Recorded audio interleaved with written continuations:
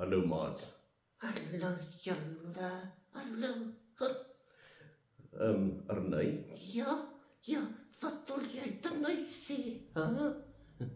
Arnay, jy's mos 'n meisie. Joh, ja, ek hou van mooi wees. Hou jy van mooi wees? Ja, ek hou baie van mooi wees. Ja, en jy hou van nuwe goed. Joh, ek het nul nedergoeders. Nul daaroor, nee, nooit. Ons hou van nedergoeders. Ja, goed, ons hou van nuwe goeders. En Arnay, maar weet jy wat se dag is vandag? Ja, vandag is Sondag. Ja, dis Sondag. Maar hierdie is 'n baie spesiale Sondag. Huh? Regtig? Ja, dis Paas-Sondag. Huh? Daar's Sondag. Ja, Paas-Sondag. Nou wat beteken dit, hè?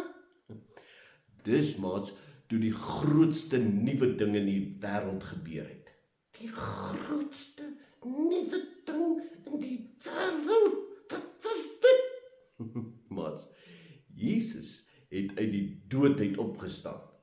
Regtig, uit die dood opgestaan. Ja, dit moes splinternuut gewees het, hè?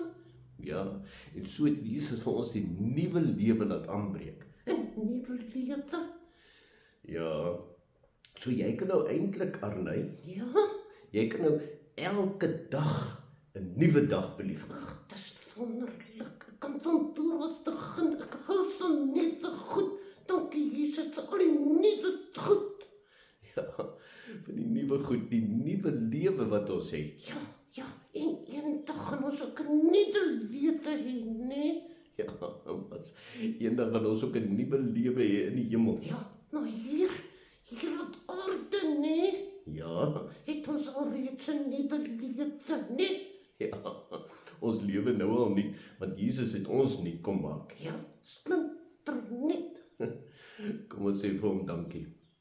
Here Jesus, baie dankie dat jy ons splinternuut kom maak het. Amen. Oh, nee. Splinternuut.